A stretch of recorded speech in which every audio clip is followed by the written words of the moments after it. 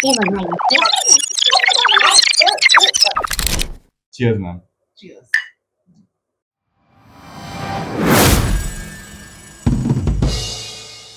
कैसे हो मैम? मैं बिल्कुल बढ़िया। जैसे कि आपको पता है आज आपका हम एक Q&A काइंड ऑफ लेने वाले हैं, ओके, तो आपके लिए मैं कुछ सवाल लेके आया हूँ अपने पास। बिल्कुल।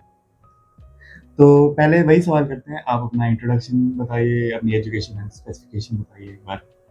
Yeah, well, my name is Timsi Gulati and I have done my graduation from Kurukshetra University and मेरी पोस्ट ग्रेजुएशन भी कुरुक्षेत्र से ही हुई है। MSc मैथ्स मैंने किया है। Teaching experience more than 15 years मुझे हो चुकी है। इस एज ग्रुप के बच्चों के साथ डील करते हुए बस अपनी लाइफ स्पेंड कर रही हूँ बहुत अच्छे से, बहुत अच्छे पल एंड मेमोरीज कलेक्ट कर रही हूँ। That's it. Are you happy in that? I am very happy, very satisfied. Well, तो ma'am what made you choose this path? मतलब आपको टीचिंग चूज करने का क्या ऐसा मिला था कि आपने ये पाथ चूज किया अपनी लाइफ में? सी अर्लियर मैं इस प्रोफेशन में नहीं थी, मेरा प्रोफेशन बिल्कुल डिफरेंट था। ड्यू टू सम रीजंस मैंने लाइफ में था, सबका स्ट्रगल टाइम आता है, सो आई फेस सम टाइम। तो उस टाइम पीरियड में ये सारा क्रेडिट बेसिकली मैं अपने ब्रदर को देना चाहती हूँ। Right now he is settled in Melbourne. उसी की एक एडवाइस थी, because he always told me कि तुमने इतना अच्छा सब्जेक्ट लिया है, ऑलरेडी आप स्कॉलर रहे हो अपने टाइम में, बहुत अच्छे स्टूडियस बिहेवियर के साथ रहे हो, तो आप टीचिंग में क्यों नहीं जाते। ये मैं सारा क्रेडिट आज सिर्फ उसी को देना चाहती हूँ, क्योंकि उसने टीचिंग के लिए मुझे बहुत मोटिवेट किया और मैंने उसी के डिसीजन की वजह से टीचिंग स्टार्ट किया था। उसने मुझे बहुत सपोर्ट किया, बहुत मेंटली काउंसलिंग किया कि आप इसमें जाइए। तो जब मैंने इस टीचर प्रोफेशन को ऑप्ट किया था, तो मैंने अपनी लाइफ का बहुत प्रीशियस टाइम जिसको बोलते हैं, मैंने टीचिंग को दिया। बहुत बच्चों के लिए मेहनत किया, सबसे पहले खुद से, क्योंकि मुझे इसका एक्सपीरियंस नहीं था। आज मुझे मोर देन 15 इयर्स जरूर हो गए हैं, लेकिन जब मैंने स्टार्ट किया था अपना जर्नी, तो बहुत मतलब इस पर्टिकुलर फील्ड को बहुत टाइम दिया था। और आज thank you so much Krishna की बदौलत में आज बहुत मेरे बच्चे बहुत हैप्पी है मुझसे, बहुत सेटिस्फाइड है। पेरेंट्स बहुत हैप्पी हैं, बहुत सेटिस्फाइड है, अच्छे रिजल्ट के साथ हमेशा कम आउट करते हैं। Very good. Thank you. Ma'am जैसे कि आपने बताया आप 15 इयर्स से इस पूरी इंडस्ट्री में हो, more than 15 more than 15 years, तो आपके हिसाब से आपके अंदर इन 15 सालों में टीचिंग के रिगार्डिंग क्या आपके अंदर क्या बदलाव आया है टीचिंग? से पहले मैं बहुत कैजुअल थी, आज मैं बहुत पर्टिकुलर हूँ। जब से ये कोविड टाइम पीरियड आया और उस टाइम पीरियड में मैंने बहुत सारे इंटरनेशनली स्टूडेंट्स को टीच किया। उन लोगों से, जैसे हम लाइफ में किसी ना किसी से कुछ भी सीखते हैं, सो हाँ डेफिनेटली मैंने वहां से बहुत कुछ लर्न किया। सो इस टीचिंग प्रोफेशन ने मेरी लाइफ 100% चेंज किया। जैसी मैं पहले थी और आज मैं हूँ, इट्स कम्प्लीटली चेंज। मैम जैसे कि मोस्टली हर टीचर का एक ना एक फेवरेट स्टूडेंट होता ही है अपने पूरे बैच में। बिल्कुल। आपके हिसाब से आपका कौन सा एक स्टूडेंट है जो एकदम फेवरेट हो? आपके हिसाब से कौन सा टाइप का स्टूडेंट होता है जो आपका फेवरेट बन जाता है? देखिए, टाइप मैं कभी भी ऐसे सेग्रीगेट कभी नहीं करती किसी भी स्टूडेंट को। हर बच्चा ना एक अलग क्वालिटी के साथ आता है ना, किसी के पास कुछ क्वालिटी, किसी के पास कुछ क्वालिटी। एंड फेवरेटिज्म की अगर मैं बात करूं, तो इस पॉइंट को आई एम सॉरी कि मैं इसको आपके साथ मतलब नहीं बोलना चाहूंगी यहाँ पर इस प्लेटफॉर्म पे। रीजन क्योंकि सभी फेवरेट हैं, इतने फेवरेट है कि मेरी लाइफ इन लोगों के बीच में ही निकलती है, इन लोगों के साथ शुरू होती है, इन लोगों के साथ ही खत्म होती है। सो आई कैन नॉट से कि कोई मेरा फेवरेट है। मेरे सारे बच्चे मेरे लिए बिल्कुल इक्वल है। जैसे मैं एक बच्चे को बोलूंगी कि मेरे लिए इतना पॉइंट रखता है, तो मेरा तीसरा बच्चा भी है। तो मैं फेवरेट वाला सीन कभी क्रिएट हुआ ही नहीं मेरी लाइफ में। मैम जैसे कि एक बैच में डिफाइंड होता है कि हाँ this group is a bad group, ये ग्रुप जो है वो अच्छे बच्चों का ग्रुप है, ये थोड़े बुरे बच्चों का ग्रुप है। तो आपके हिसाब से what are the factors that make that group good? कौन सा वो फैक्टर है जो उन बच्चों को अच्छा बनाता है? इन आपका दिस क्वेश्चन बहुत अच्छा है, लेकिन मैं आपको एक चीज पे करेक्ट करना चाहूंगी। बच्चा कोई भी बुरा नहीं होता। ड्यू टू सम सर्कमस्टांसेस, कुछ बहुत सारे उसके पीछे रीजंस होते हैं, जब बच्चा कुछ बैड चीजों को अडॉप्ट कर लेता है। बुरा कोई भी नहीं होता। अब देखिए, टीचर का काम क्या है कि अगर बुराई में से अच्छाई निकालना भी तो हम लोगों का काम है। सो बुरा बैड बच्चा मैंने कभी किसी को कंसीडर मैं नहीं बोल सकती। मुझे नहीं पता हर टीचर का अपना एक अंडरस्टैंडिंग लेवल होता है, किसी बच्चे को अंडरस्टैंड करना, कि किसी को जज करना, बट डेफिनेटली मैं जजमेंटल नहीं हूँ उस पार्ट पे। अगर कोई स्टूडेंट्स किसी बैड हैबिट्स के साथ या किसी बैड चीजों के साथ मेरे पास आया भी है, तो मैंने उसकी पॉजिटिव चीजों को निकाल के उसको चेंज किया है, और ऐसा फीडबैक मुझे पेरेंट्स ने हमेशा दिया है इस चीज को लेके कि हाँ मैंने ये काम किया है। तो बैड वर्ड और बैड ग्रुप्स तो ऐसा नहीं कह सकती मैं अपनी लाइफ में। सभी बच्चे बड़े अच्छे होते हैं, सबका एक अलग एक्सपीरियंस है। स्टडी लेवल पे मैं जरूर से सेग्रीगेशन करना चाहूंगी कि कुछ बच्चे होते हैं बहुत अच्छे लर्नर होते हैं, कुछ स्लो लर्नर्स होते हैं, कुछ एवरेज होते हैं, बट बैड नहीं बोल सकते, है ना? तो वो तो लर्निंग टेंडेंसी है। बैड अगर किसी बिहेवियर से बैड हो रहा है, किसी चीजों से बैड हो रहा है, किसी सर्कमस्टेंसेस से बैड हो रहा है, तो उसको हम ठीक कर सकते हैं, क्योंकि ग्रोइंग एज है, इनको जैसे सिखाएंगे वैसे समझ जाएंगे। अगर वो बच्चा मेरे पास आता है किसी बैड हैबिट के साथ, तो मैं डेफिनेटली उसको चेंज कर देती हूँ, उसकी चीजों को अंडरस्टैंड करके, उसके सर्कमस्टेंसेस को समझ के, एंड उस चीज से उस बच्चे को कम आउट कराना, मुझे लगता है ये भी मेरा एक मतलब बच्चे के साथ एक एजुकेशनल टास्क ही होता है। तो मेरे लिए सारे बच्चे बराबर है। और हाँ, ग्रुप्स में सेग्रीगेशन करना कि ये गुड ग्रुप है और ये बैड ग्रुप है, तो मुझे लगता नहीं कि टीचर को ऐसा सेग्रीगेशन करना चाहिए। टीचर के लिए सब बच्चे बराबर होने चाहिए। तो मुझे लगता है ये आंसर सभी बच्चों के लिए इनफ है। जैसे कि मैम अभी 12th के बोर्ड खत्म हुए हैं, हाँ। बच्चे बहुत प्रेशराइज थे, यूट्यूब जाके देखते थे कि हाँ इसका वन शॉट आ गया, 1 घंटे में कवर करा देंगे, 12 घंटे में पूरा रोड मैप बना देंगे। तो बच्चे तो उस चीज का प्रेशर लेते ही हैं, टीचर्स पे इस चीज का क्या प्रेशर आता है साथ में, वो बताएंगे सर? हाँ, इसमें मैं एक्चुअली आपको बहुत करेक्ट करना चाहूंगी। देखिए, आजकल बड़ा ट्रेंड हो चुका है कि वन शॉट वीडियो और आप लास्ट मोमेंट की स्टडीज। देखिए, हम लोग भी आप लोगों की तरह बहुत सारे ऐसे चैनल्स को देखते हैं, बहुत सारे प्लेटफॉर्म्स को देखते हैं जहां पर इस तरीके के बच्चों को बोला जाता है कि आप वन शॉट स्टडी करो और आपका रिजल्ट अच्छा आएगा। मुझे एक बात बताइए, पूरा साल 12 महीने बच्चा क्या करता है? अगर 12 महीने बच्चा सिर्फ वन शॉट यानी कि 1 घंटे की स्टडी या 4 घंटे की लाइव देख के अगर बच्चा कर सकता है, तो parents why they are paying so much amount to schools and हम लोगों को क्यों दे रहे हैं?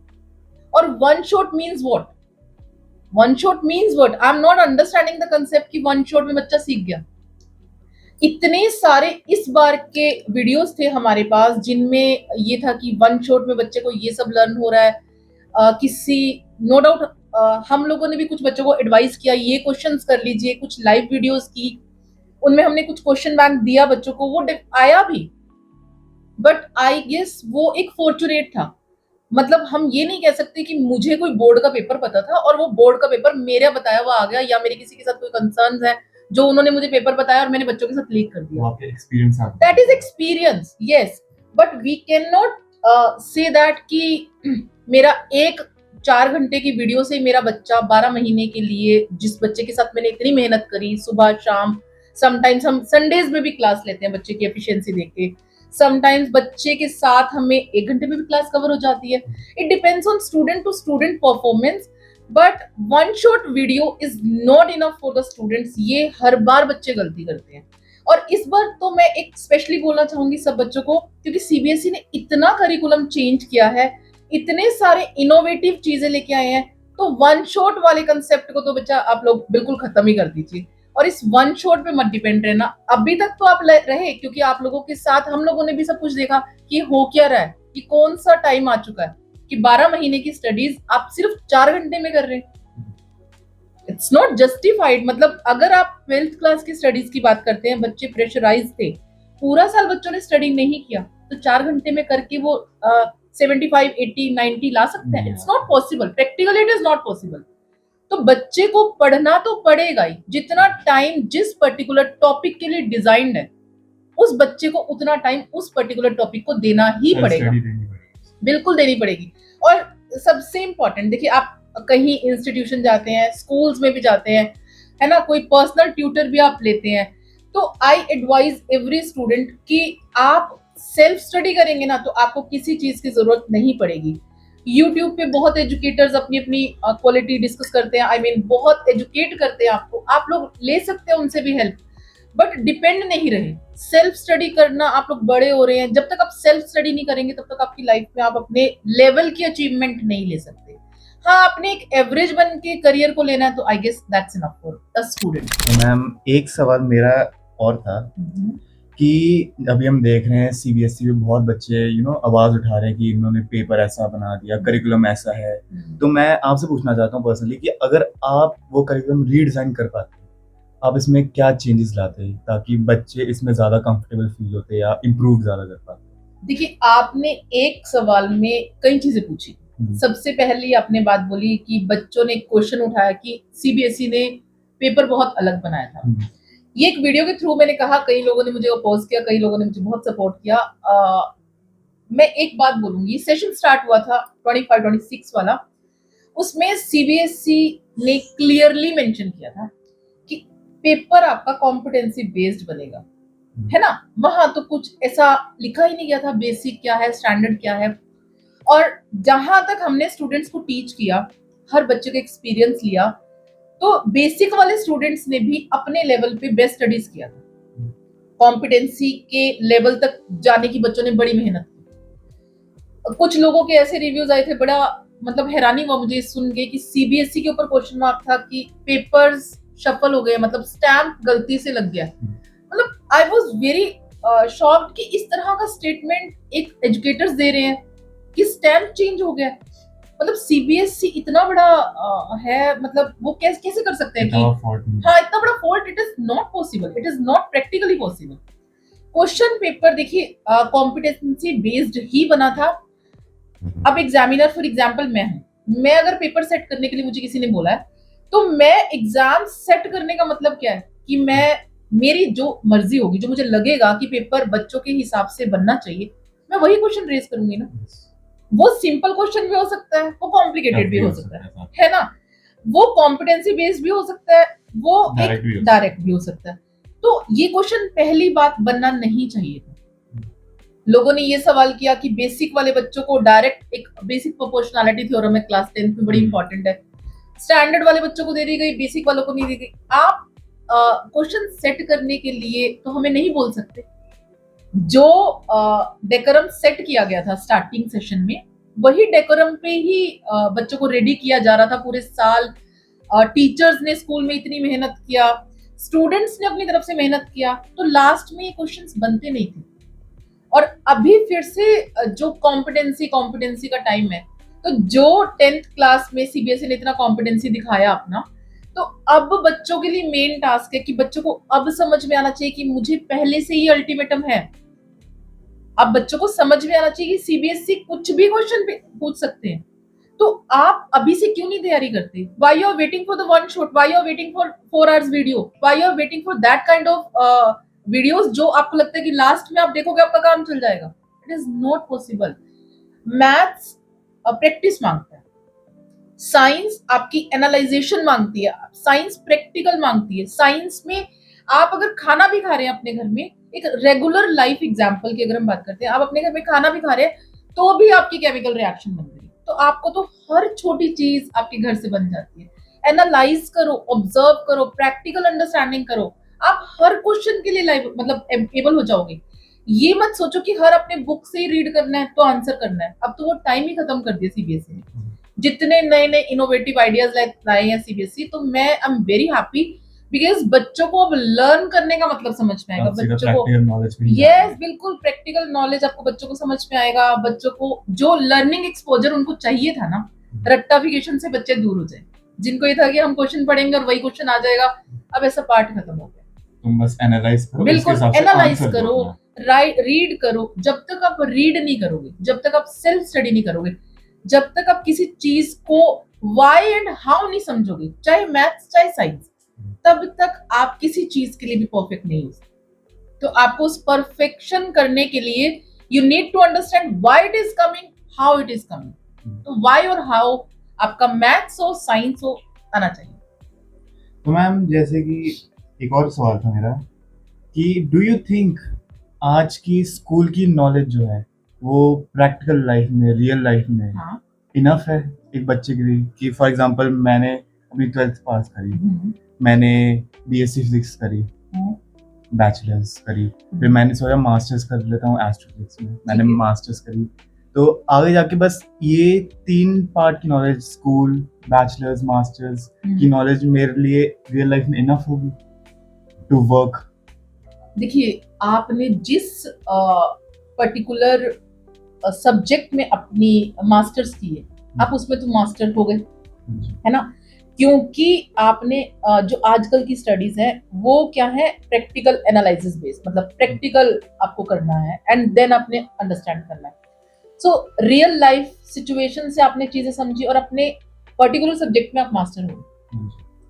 स्कूल लाइफ की अगर आपने बात किया कि school life is enough for the student, आज की डेट में जितने करिकुलम्स चेंज हुए हैं, एवरी टीचर अपना 100% दे रहा है स्टूडेंट्स के साथ, प्रैक्टिकल लर्निंग के लिए, कि बच्चा किसी तरीके से किसी भी चीज में नहीं हारे। लेकिन जहां हम सब्जेक्ट्स की बात करते हैं कि हाँ, मैंने स्कूलिंग कंप्लीट करने के बाद एक पर्टिकुलर सब्जेक्ट पे आ गया, तो मुझे मास्टर मैं पर्टिकुलर सब्जेक्ट में ही बना ना, क्योंकि मैंने उसी का लर्न किया, क्योंकि उसी के लिए मेरे पास इतना ही टाइम था पूरा दिन में, तो वहां मेरा लर्निंग सिर्फ उस सब्जेक्ट के लिए रहेगा। मैम जैसे कि आपने बताया टीचर्स बहुत ध्यान देते हैं आजकल बच्चों में, क्योंकि सीबीएसई का जो नया रूल है उस हिसाब से आप कह रहे हो बहुत बच्चों पे ध्यान आ रहा है टीचर्स का, प्रैक्टिकल नॉलेज बहुत ज़्यादा दे रहे हैं। हाँ। तो ये तो बहुत टाइम पहले से होता है कि बच्चे जो हैं वो टीचर्स को बहुत जल्दी मिसअंडरस्टूड कर लेते हैं, उनके बारे में बहुत उल्टा सीधा बोल पड़ते हैं, जबकि वो समझते भी नहीं टीचर्स का कैसा फेस करना पड़ता है चैलेंजेस को। आपको उस हिसाब से क्या लगता है कि टीचर्स जब उस फेज में होते हैं कि बच्चे उनको मिसअंडरस्टूड कर रहे हैं, तो उनके अंदर कैसा वो होता है, फीलिंग आती है, और बच्चे क्यों मिसअंडरस्टूड कर रहे हैं उन टीचर्स को? देखिए, मैंने आपको अभी बताया कि बच्चे जो होते हैं बुरे नहीं होते, ड्यू टू सम सर्कमस्टांसेस वो अपनी लैंग्वेज खराब करते हैं, ड्यू टू सम सर्कमस्टांसेस वो कहीं ना कहीं डिस्ट्रैक्ट हो जाते हैं, क्योंकि ये एज ही ऐसी है, ये ग्रोइंग एज है। यहाँ पर आपको लाइफ हमेशा पैरेलल दिखेगी, एक आपका राइट वे, एक आपका रॉन्ग वे। तो बच्चों को इस समय पे सही गाइडेंस देना बहुत जरूरी है। अब फॉर एग्जाम्पल आपने एक क्वेश्चन किया, ये बड़ा अच्छा क्वेश्चन था। आजकल पेरेंट्स के लिए अंडरस्टैंड करना बहुत जरूरी है, क्योंकि बड़ा इजी होता है टीचर्स को कुछ भी कहना, बहुत इजी होता है। पहली बात तो मैं एक बात बोलूंगी, बच्चा कभी अपने आप से नहीं बोलता। आजकल न्यूक्लियर फैमिलीज हैं, जरा सी बात हुई अपने बच्चे के सामने करी, वो पेरेंट्स को जाके बोलता है बच्चा। पेरेंट्स बच्चे के साथ टीचर का क्या कम्युनिकेशन हुआ, देखो वो नहीं पता, वो किस वे में जाके बोल रहा है, उस वे में सामने वाला बंदा उसको समझ पा रहा है। तो यहाँ प्रॉब्लम कहाँ की, सिर्फ सुनने की। अब अगर वो सामने से टीचर्स का नहीं लिया, तो उसमें क्या होता है कि सामने से पहले पेरेंट मिसअंडरस्टैंड करता है कि ऐसा क्यों हुआ। वो हम कई बार पेरेंट्स के पार्ट पे देखते हैं कि पेरेंट्स ना अपने बच्चे को कभी गलत नहीं कहता। बहुत पेरेंट्स ऐसे होते हैं जो ये बोलते हैं नहीं मेरा बच्चा बिल्कुल ठीक है, सामने वाला बंदा गलत है। बट ऐसा नहीं होता। क्यों नहीं होता? क्योंकि ये जो बेसिकली जो ये जेनजी है, आजकल की जो जेनरेशन है, ये बिल्कुल अलग है, बिल्कुल अलग है। इनका सोचना, समझना, पढ़ना, लिखना इट्स कम्प्लीटली डिफरेंट, हम लोगों से बिल्कुल अलग है ना। तो ये जिस तरीके से बात, बड़े एग्रेसिव है, बात को अंडरस्टैंड नहीं करते, मतलब कुछ भी इमीडिएट चाहिए, because they are very fast. इनका गलती नहीं है, इनका कोई कसूर नहीं है, ये माहौल इनका ऐसा है। तो इतने एग्रेशन में इनको कुछ भी कह दिया जाता है, तो वो उस बात को जैसे प्रेजेंट करते हैं ना, वो प्रेजेंटेशन उनका इतना खराब होता है कि सामने वाला उसको बुरा लेता है, और उस बुरे से वो अपने बच्चे के सामने जिस तरीके से रिएक्ट करता है, वो बच्चा अल्टीमेटली सही बन जाता है। हाँ, तो वो चीजें हो जाती है। बट रही बात टीचर को मिसअंडरस्टैंड करने के लिए, आपको सबको एक ही बात बोलूंगी, बहुत मेहनत होती है टीचर का। अगर टीचर की लाइफ समझेंगे, मैं तो खैर अपना एक इंस्टीट्यूट रन करती हूँ, तो मुझे सुबह वाला उठना और ये सब चीजें फेस नहीं होती। बट एक टीचर सुबह उठती है अपना घर का काम करके, एंड देन स्कूल की बहुत सारी कॉल्स एंड बहुत सारी रिस्पॉन्सिबिलिटीज, घर आना, उसके बाद आज की डेट में इतना प्रेशर है हम लोगों के ऊपर, मतलब टीचर्स के ऊपर बेसिकली, कि उनको स्कूल से आने के बाद भी स्कूल का टास्क करना है, फिर किसी बच्चे का रिपोर्टिंग है, parent can call any time to the teacher. ये सबसे बड़ा एक टीचर्स के लिए टास्क रहता है कि अगर उनकी पर्सनल लाइफ से बियॉन्ड जाके भी पेरेंट्स जो है फोन करते हैं, हर पेरेंट को समझना, समझाना, हर चीज में टाइम लगता है। सो टीचर का टास्क बहुत ज्यादा होता है। तो पेरेंट्स को भी मैं ये बात बोलूंगी कि सबसे पहले टीचर्स का रिस्पेक्ट करना सिखाएं बच्चों को। आगे अगर आपने टीचर का रिस्पेक्ट किया, पहले जमाने में गुरु को सम्मान देना, अब हो ही नहीं पाता स्टूडेंट से। मैंने क्या बोला, कसूर नहीं है, बट जनरेशन का प्रॉब्लम आ रहा है। हाँ, जनरेशन समझना ही नहीं चाहती, बहुत एग्रेसिव होती जा रही है, तो इसीलिए। मैम जैसे कि मैथ्स सबसे बुरा सब्जेक्ट लगता है आजकल बच्चों को, और उसमें भी अब चेंजेस आ गए हैं, स्टैंडर्ड है, बेसिक है, तो उस हिसाब से बच्चे कैसे उस चीज में कोप अप करें? आप क्या बोलना चाहोगे इस चीज के लिए? देखो, मैथ्स मेरा फेवरेट सब्जेक्ट है, फर्स्ट ऑफ ऑल मैं उसको बुरा कभी भी नहीं बोलती। मैं बोलती हूँ कि एक ऐसा सब्जेक्ट है, मतलब आप किसी को प्यार दो तो वो प्यार देता है। मैथ्स एक्चुअली ऐसा सब्जेक्ट है, मैथ्स जितना लव करोगे मैथ्स उतना रिवर्ट लव करेगा, उससे ज्यादा ही करेगा। बहुत बच्चे आते हैं जो कहते हैं कि मैथ्स से बड़ा डर लगता है। मैंने एक वीडियो के थ्रू भी समझाया पेरेंट्स को कि आप बच्चों को कभी मत बोलिए कि मैथ्स डिफिकल्ट है। उनको डर होता है समटाइम्स, लेकिन उस चीज को कम आउट करना बहुत जरूरी है। बच्चे फ्यूचर के लिए मैथ्स नहीं ऑप्ट करते हैं, तो वो आगे आने वाली अपॉर्चुनिटी से कहीं ना कहीं लैक हो सकते हैं। तो मैं एक बात बोलती हूँ, मैथ्स में ना देखिए 4 ही ऑपरेशंस है, प्लस माइनस मल्टीप्लाई डिवाइड। इन्हीं का ही आगे कैरी फॉरवर्ड सारा हो जाता है ना, इन्हीं से सब कुछ समझना है। तो ये 4 ऐसे ऑपरेशंस हैं जो हर बच्चे को आते हैं। सीखने का मतलब जज्बा बच्चों के लिए पैदा करना मैथ्स को लेके, तो मैथ्स कभी कॉम्प्लिकेटेड नहीं लगी। तो एक अपनी इस सेशन के थ्रू एक चीज बोलना चाहूंगी, जिन भी स्टूडेंट्स को लगता है कि मुझे मैथ्स से प्रॉब्लम है, वो मुझे ज्वाइन कर ले, मैथ्स से कभी डर नहीं लगेगा। क्योंकि मैथ्स एक ऐसा सब्जेक्ट, मैंने जिन बच्चों को डर लगता था उनको बहुत इंटरेस्टिंग, और आज उन्होंने स्टैंडर्ड मैथ्स ऑप्ट किया है। सीबीएसई ने अब तो खैर ये भी चेंज कर दिया कि आपका स्टैंडर्ड बेसिक वाला पार्ट ही खत्म कर दिया, उन्होंने एक स्टैंडर्ड दे दिया, एक एडवांस दे दिया। तो अब आप ये देखिए, सब चीजें आप लोगों के फेवर के अकॉर्डिंग ही हो रही हैं, बट शायद से इंटरप्रेट रॉन्ग हो रही हैं, जिससे लोग बहुत कंफ्यूजन में है कि इतना सारा चेंज हो गया, अब बच्चे कैसे करेंगे। तो आप समझिए, और पर्टिकुलर इस सब्जेक्ट को कहूंगी तो मैं 100 और 100 देना चाहूंगी। ये इतना अच्छा सब्जेक्ट है, इतना प्यारा सब्जेक्ट है, जिसमें आपको समटाइम्स ऐसा होता है कुछ सब्जेक्ट हमें लर्न करने पड़ते हैं, फिर हम याद रखते हैं, दिमाग में रखते हैं। ये वो सब्जेक्ट है जो हम करते हैं, मैथ्स करने के लिए बना है। मैथ्स को जितना करोगे उतना प्यारा होगा। और ये वो सब्जेक्ट है जिसके लिए आपको कंसंट्रेशन तो डेफिनेटली चाहिए, बट कई मेरे ऐसे स्टूडेंट्स हैं जो म्यूजिक सुन के मैथ्स करते हैं एंड बड़ा अच्छा परफॉर्म करते हैं। मैथ्स एक ऐसा सब्जेक्ट है, मैंने बोला ना, उससे जितना प्यार करोगे वो उतना आपको उतना ही आउटपुट उसका अच्छा देगा। मैथ्स से जितना डरोगे उतना मैथ्स डराएगा। मैथ्स चीज ही ऐसी है, तो मैथ्स से प्यार करना शुरू कर दो, मैथ्स ऑटोमेटिकली आपकी तरफ अट्रैक्ट हो जाएगा। तो मैम जैसे कि अब लास्ट आप एक स्टूडेंट्स को क्या एडवाइस देना चाहोगे आगे, जो अभी 10th के बोर्ड देंगे, 12th के बोर्ड्स देंगे, अपनी बोर्ड्स खत्म करके आगे कॉलेजेस में जाना शुरू करेंगे, आप उनको क्या बोलना चाहोगे? देखो, मैं सभी स्टूडेंट्स को एक ही चीज बोलूंगी, आजकल की लाइफ सारी प्रैक्टिकल एनालिटिक हो चुकी है। सारी मतलब जितना भी है आपकी लाइफ में, रट्टा वाली लैंग्वेज एक तो छोड़ दीजिए, बिल्कुल मत करो। दूसरा, सब्जेक्ट कोई भी ऑप्ट करो, सभी सब्जेक्ट बहुत अच्छे हैं, सभी का करियर बहुत अच्छा है, जिसमें करो 100%, अपना 100% दो। ये मत करो कि हाँ साइंस लिया है तो आप मतलब आपने साइंस ले तो लिया लेकिन उसको 40, 50, 60% तक किया नहीं। ह्यूमैनिटी लिया तो आपने ऐसे किया नहीं। जिस भी सब्जेक्ट को ऑप्ट करो, जहां आपको लगता है कि मेरा करियर है, हर किसी का एक सपना होता है कि मुझे लाइफ में ये बनना है ना। तो अगर आपको लगता है कि मेरा सपना एक इंजीनियर बनने का, तो आप अपने लिए डिजाइन करो अपना रास्ता। पहले टाइम में तो चीजें ही नहीं थी, आज तो इतना सब कुछ वाइड हो चुका है।